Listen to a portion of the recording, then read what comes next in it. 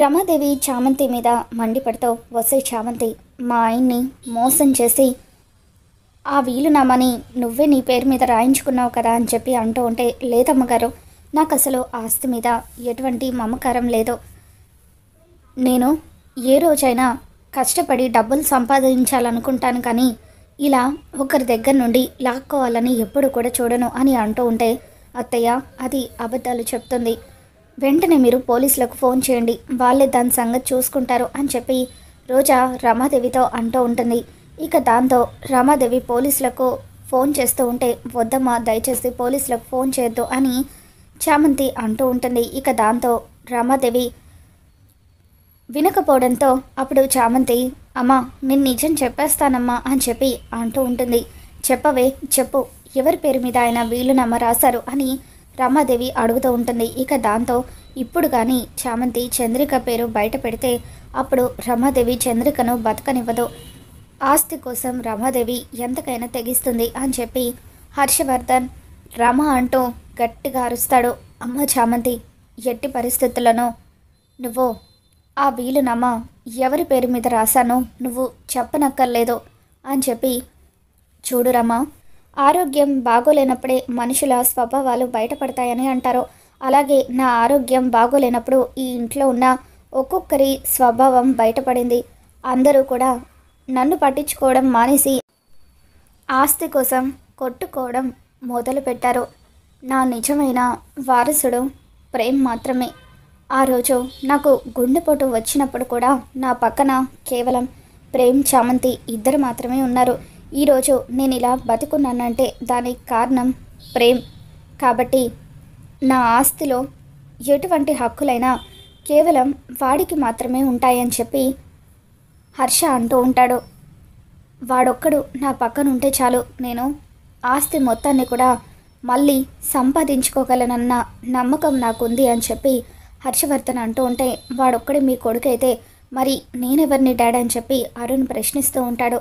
ఇక దాంతో హర్షవర్ధన్ ఆ రోజు చామంతి అంబులెన్స్కి ఫోన్ చేయమని మీ అందరి దగ్గరికి వచ్చి ఎంతగానో బతిమలాడింది, కానీ మీరెవరూ కూడా రెస్పాండ్ అవ్వలేదు. ఆ రోజు చామంతి నాకు సిపిఆర్ చేయకపోయి ఉండుంటే ఈ పాటికి నేను చనిపోయి ఉండేవాడిని. అటువంటి మీరు ఇప్పుడొచ్చి రక్త సంబంధం గురించి మాట్లాడుతున్నారా అని చెప్పి హర్షవర్ధన్ మండిపడుతూ ఉంటాడు. నిషా హర్ష మాటలకు ఎంతో హ్యాపీగా ఫీల్ అవుతూ, మొత్తానికి మామయ్య అయితే నిజమైన వారసుడు ప్రేమని ఒప్పుకున్నారు. నాకు ఇప్పుడు నమ్మకం కలిగింది, ఎప్పటికైనా ప్రేమ్కి అంకుల్ అన్యాయం జరగనివ్వరని అని చెప్పి నిషా, "సరే అత్తయ్య, సరే మావయ్య, నేను ఇక బయలుదేరుతాను" అని చెప్పి అక్కడి నుండి వెళ్ళిపోతుంది.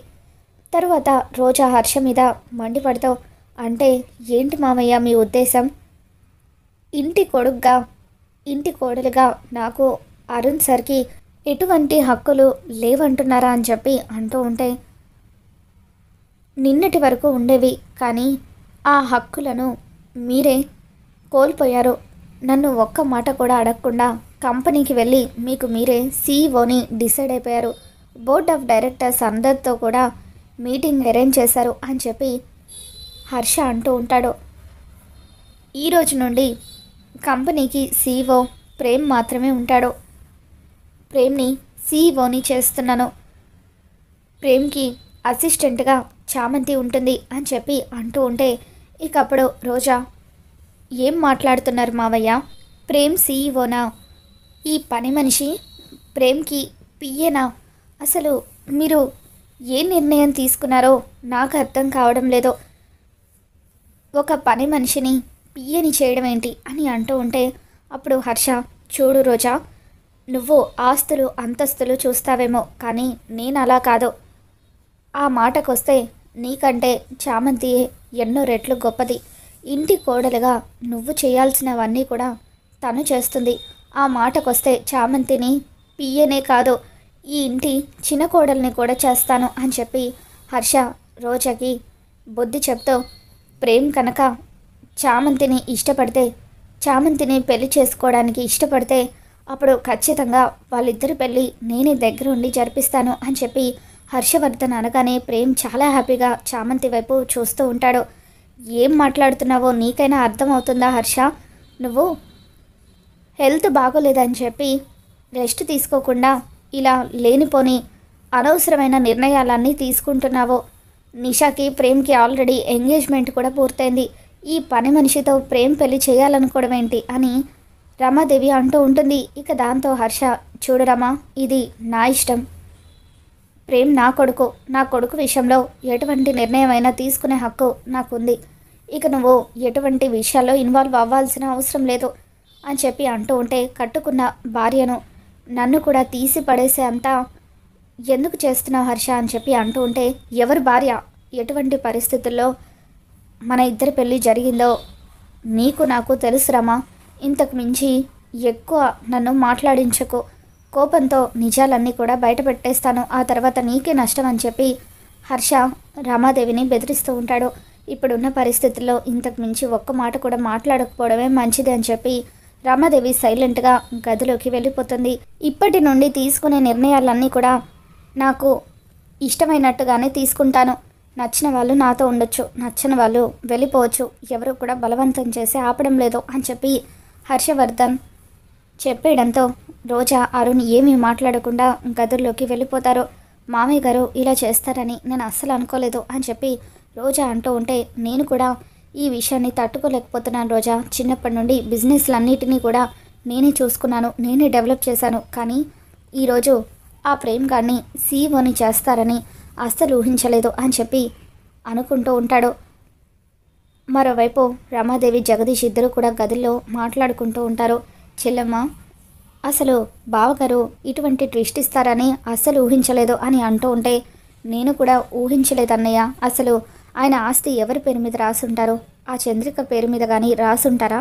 ఒకవేళ అదే కనుక నిజమైతే ఎట్టి పరిస్థితులను ఆ చంద్రికని బతకనివ్వను. దాన్ని నా చేతులతో నేను చంపేస్తాను. అసలు ఇన్ని రోజులు దాన్ని బతకనివ్వడమే ఎక్కువ అని చెప్పి రమాదేవి అంటూ ఉంటుంది. మాట్లాడితే ప్రేమ్ మాత్రమే నా అసలైన కొడుకు అని ఆయన ఎందుకు అంటున్నారు? ప్రేమ్ ఆ చంద్రికకు పుట్టిన కొడుకు కాబట్టే కదా నా కొడుకు అని చెప్పి అన్నిసార్లు నెత్తిన పెట్టుకొని అంటున్నాడు. అసలు ఆ ప్రేమ్ గాడిని చిన్నప్పుడే చంపేయాల్సింది అని చెప్పి రమాదేవి గతంలో జరిగిన విషయాన్ని జగదీష్కి చెప్తూ ఉంటుంది.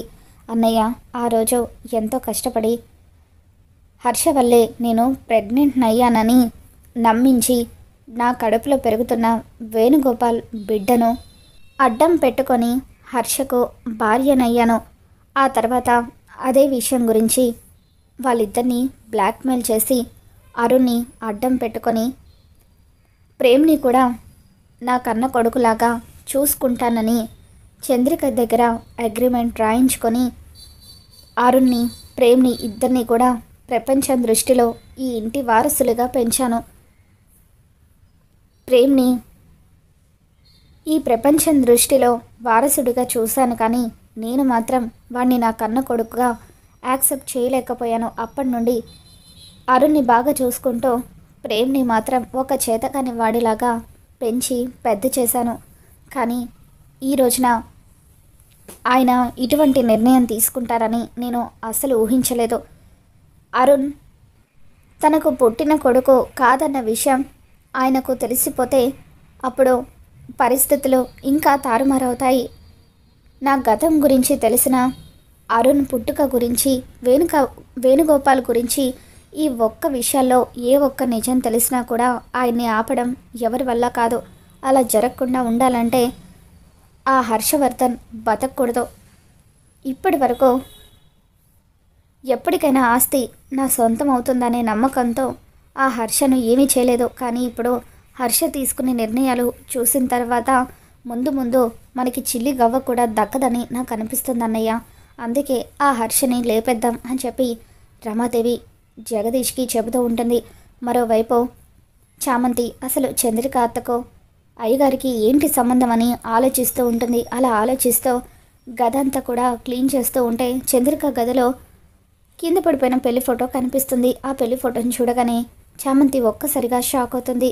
చంద్రిక అత్త, అయ్యగారు నువ్వు ఇద్దరు భార్యాభర్తల అని చెప్పి షాక్ అవుతూ ఉంటుంది. చామంతి మెల్లిగా ఈ విషయం ఎవరికి తెలియకూడదు అంటూ చంద్రిక చామంతిని లాన్లోకి లాక్కుపోతుంది. ఇక అప్పుడు ప్రేమ్ ఇదేంటి వీళ్ళిద్దరూ ఇంత సీక్రెట్గా ఏం మాట్లాడుకుంటున్నారు అని చెప్పి దూరం నుండి వింటూ ఉంటాడు. అత్త, ఏంటత్త ఇది? నువ్వు అయ్యగారు ఇద్దరు భార్యాభర్తల, అందుకే నా అయ్యగారు నీ పేరు మీద ఆస్తి రాశారని చెప్పి అంటూ ఉంటే, ఏంటి చామంతి నువ్వు అనేది? ఆస్తి నా పేరు మీద రాశారా? ఈ విషయం ఆ రాక్షసి గనక తెలిస్తే చాలా పెద్ద గొడవ జరిగిపోతుంది. అసలు ఆయన ఆస్తి మీద నేను ఎప్పుడూ కూడా మమకారం పెంచుకోలేదు. కేవలం ఆయన బాగుంటే చాలని మాత్రమే అనుకున్నాను. నా పసుపు కుంకుమలు నిండు నూరేళ్ళు చల్లగా ఉంటే చాలని అనుకున్నాను. అటువంటిది ఆయన ఇంత పెద్ద నిర్ణయం తీసుకున్నారా అని చెప్పి చంద్రిక షాక్ అవుతూ ఉంటే, అత్త, నాకు ఒక్క విషయం అర్థం కావడం లేదు. అయ్యగారిని ముందు ఎవరు పెళ్లి చేసుకున్నారు? రమాదేవి అమ్మ పెళ్లి చేసుకున్నారా? నువ్వు పెళ్లి చేసుకున్నావా అని చెప్పి అంటూ ఉంటే, అప్పుడు ఆయన నేను ప్రాణం కంటే ఎక్కువగా ప్రేమించి పెళ్లి చేసుకున్నాను చామంతి. హాయిగా సాగిపోతున్న మా జీవితాల్లోకి ఆ బ్రహ్మరాక్షసి రమాదేవి వచ్చింది అంటూ ఇక గతంలో జరిగింది మొత్తం కూడా చామంతికి చెప్పడంతో చంద్రికకు జరిగిన అన్యాయం తెలుసుకొని చామంతి ఎంతగానో బాధపడిపోతూ ఉంటుంది. ప్రేమ్ కూడా నా కన్న కొడుకు, అందుకే ఆయన ప్రేమ్కి నాకు పుట్టిన కొడుకు. ఈ విషయం రమాదేవికి కూడా తెలుసు. అందుకే చిన్నప్పటి నుండి ప్రేమ్ని చులకనగా చూసేది, అరుణ్ ఒకలాగా ప్రేమ్ ఒకలాగా చూసేది అంటూ చంద్రిక ప్రేమ్ పుట్టుక గురించి కూడా చామంతికి చెప్పడంతో చామంతి చాలా బాధపడుతూ ఉంటుంది. ఇక చాటుగా ఉండి ప్రేమ్ కూడా ఇదంతా వింటూ ఉంటాడు. అంటే నా కన్న తల్లి చంద్రిక అమ్మన, అందుకే తనకి ఆ రోజు అలా జరిగినప్పుడు నా ప్రాణాలు పణంగా పెట్టైనా సరే అమ్మని కాపాడుకోవాలనిపించింది అని చెప్పి ప్రేమ్ చాలా ఫీల్ అవుతూ ఉంటాడు. ఇక ఆ తర్వాత ప్రేమ్ ఎంతగానో ఎమోషనల్ అవుతూ చంద్రిక దగ్గరికి వచ్చి అమ్మ అంటూ చంద్రికని హక్ చేసుకుంటాడు. ఇక దాంతో చంద్రిక, బాబు ఈ విషయం ఎవరికీ తెలియకూడదు, పొరపాటున తెలిస్తే అప్పుడు నీ ప్రాణాలకే ప్రమాదం అని చెప్పి చంద్రిక ప్రేమ్కి చెబుతూ ఉంటుంది. ఇక ఇదంతా తెలుసుకున్న చామంతి కూడా చాలా బాధపడిపోతూ ఉంటుంది. ఇక అలా మొత్తానికి ప్రేమ్ చంద్రిక తన కన్న తల్లని, చంద్రిక హర్షవర్ధన్ ఇద్దరు భార్యాభర్తలన్న నిజాన్ని కూడా చామంతి ప్రేమ్ ఇద్దరు తెలుసుకుంటారు. మరి రాబోతున్న ఎపిసోడ్లో ఏం జరగబోతుందో మరి మన ఛానల్లో తెలుసుకుందాం. ఈ వీడియో మీకు నచ్చినట్లయితే తప్పకుండా లైక్ చేయండి.